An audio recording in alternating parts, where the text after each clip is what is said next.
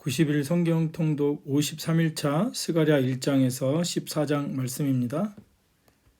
스가랴 개관입니다. 스가랴는 학개 선지자와 함께 1차 포로 기한 때 고국으로 돌아온 사람입니다. 스가랴는 학개와 더불어서 성전 재건에 대한 예언자 활동을 했던 사람이죠. 그 스가랴와 학개가 1차 포로 때 기한했고, 그리고 성전 재건에 대한 예언을 했다라는 사실을 기억하면서 스가랴를 읽었으면 좋겠습니다. 스가랴서는 바벨론에서의 70년간의 포로 생활을 마치고 귀환한 유대인들을 향한 스가랴의 8개의 환상과 예언에 관한 기록입니다.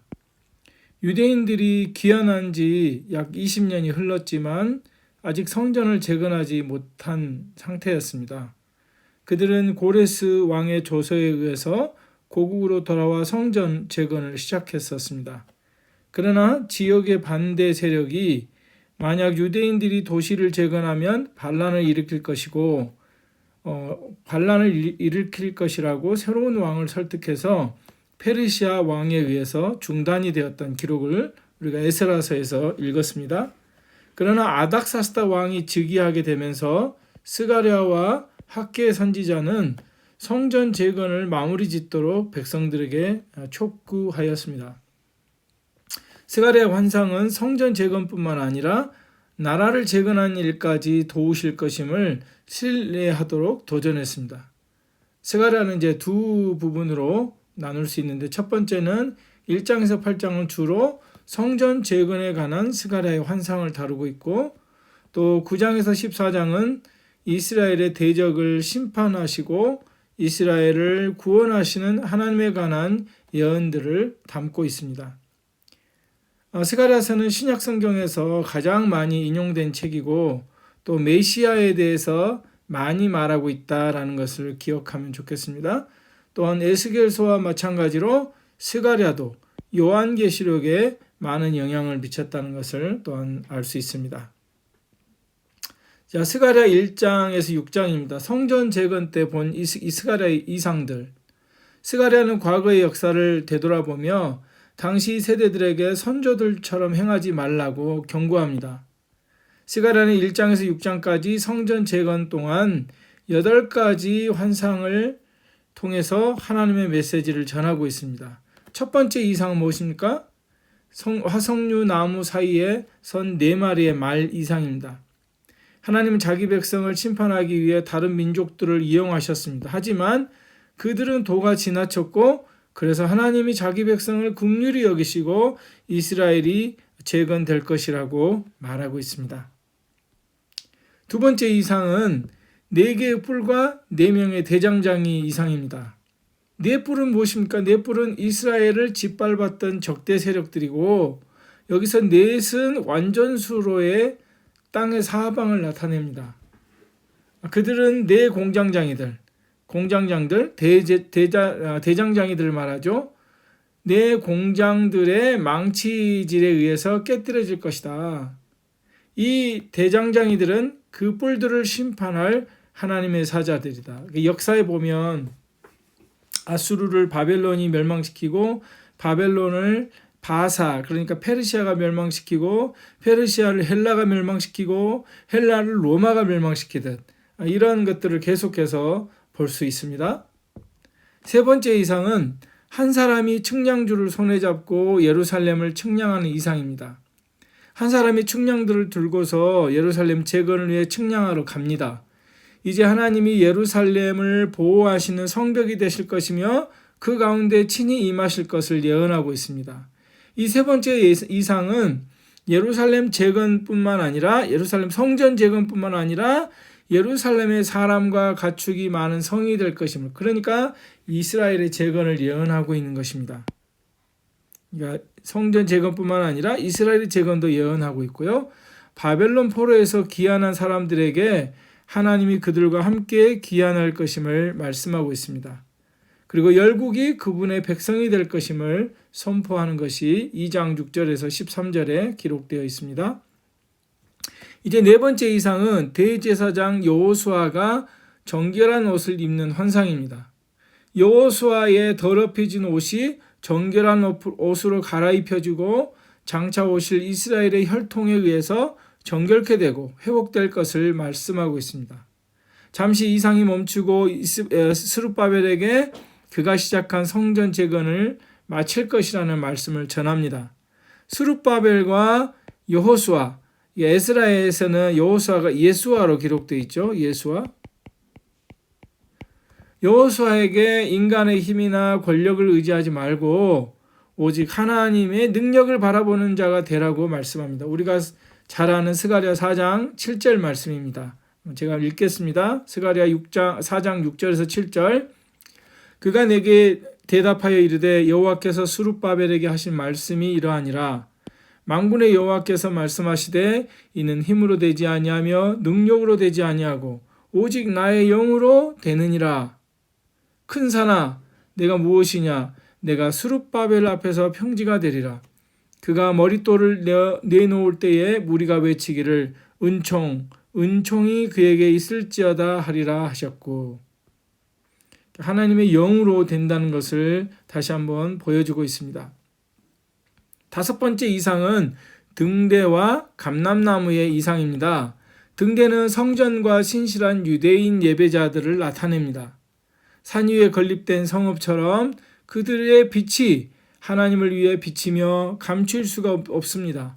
감람나무들은 하나님을 섬기기 위해 택함받은 두 인물, 바로 하나님의 영이 스룹바벨과 여호수아에게 능력을 주실 것을 말하는 이상입니다. 하나님께서 이 두 인물에게 능력을 주셔서 성전을 재건되게 하시고 또한 그 후에 이스라엘이 재건되게 하신다는 이상을 보여주고 있습니다. 여섯 번째 이상은 날아가는 두루마리 이상입니다. 커다란 두루마리는 약 9m 길이인데 하나님께로서 나오며 그분의 율법을 나타냅니다. 거기에는 율법에 불순종하고 그분과의 언약을 깨뜨리는 모든 이들에 대한 저주가 새겨져 있습니다. 이 이상은 각 사람이 지은 죄에 대해서 심판받을 것을 말씀하고 있습니다. 그러니까 우리가 하나님의 말씀에 굉장히 주의를 기울여야 한다는 것을 또한 알 수 있습니다. 일곱 번째 이상은 에바 속 여인에 관한 이상입니다. 한 에바 속에 여인이 앉아 있는데 그 속에는 악한 것이 담겨져 있었습니다. 하나님의 천사는 어떤 죄악도 간과될 수 없다라고 말합니다. 그 모든 것은 강풍에 의해 멀리 동쪽으로 옮기우며 정결하게 될 것이라고 말합니다. 우리의 죄악도 사실은 간과될 수 없는 것이죠. 그래서 우리의 죄악이 간과될 수 없기 때문에 하나님께서 아들 독생자 예수 그리스도를 세상 가운데로 보내셔서 우리의 죄악을 대신해서 십자가에 못 박혀 죽게 하시고 멀리 옮기시고 우리를 정결하게 하신 것과 같은 내용이라고 할 수 있겠습니다. 여덟 번째 이상은 네 마리의 말이 이끄는 병거들의 환상입니다. 이 네 마리의 병거들은 하나님의 순찰대로서 땅의 사방을 두루 다닙니다. 이는 열국이 심판받을 것을 말합니다. 이제 여호수아에게 면류관을 씌워주는 환상으로 하나님은 성전 재건을 통해서 이스라엘 백성들의 마음을 다시 일으켜 세우신다라는 이상입니다. 1장부터 6장까지 보면은 이제 성전 재건에 대한 그런 환상을 지금 보여주는 것을 우리가 알 수 있죠. 1장부터 6장까지는 에스라에서 구조가 굉장히 중요합니다. 1장에서 9장까지는 성전 재건, 그리고 이제 8가지 환상을 통해서 하나님 메시지를 전하고 있다라는 사실을 기억해 주시고, 그 다음에 이제 7장, 8장도 같은 내용입니다. 성전 재건과 관련된 내용입니다. 자, 7장, 8장의 해설, 잔치로 변하는 금식. 이스라엘 백성들이 하나님께 열심히 금식했으나 그것이 나를 위하여 한 금식이냐라고 하나님 물으십니다. 스가랴 선지자는 금식이 하나님 앞에서 중요한 게 아니라 하나님의 말씀에 순종하는 것이 더 중요한 것임을 말씀하고 있습니다. 이스라엘 백성들은 그들의 조상들이 선지자들이 전하는 여호와의 말씀을 듣기를 싫어하고 등을 돌리며 듣지 아니하려고 귀를 막았기 때문에 그 땅이 황폐하게 되었다는 것을 기억해야 했습니다. 그러나 하나님께서는 예루살렘에 있는 이방 백성들 가운데 거하시며 그들의 하나님이 되겠다는 하나님의 회복의 약속을 말씀하십니다. 그리고 그들이 여호와의 말씀을 지키면 심판이 아닌 복을 누리게 될 것이다 라고 말씀합니다. 또한 그들이 하는 금식이 이제는 잔치로 기쁨의 절기로 변할 것이다 라고 말합니다. 또한 온 세상 사람들이 여호와의 은혜를 구하게 될 것을 선포합니다. 이제 이스라엘의 구원에서 온 세상의 구원으로 연결되어지고 있는 것을 볼 수 있습니다. 자, 스가랴 9장에서 14장은 여호와의 심판과 구원 약속입니다.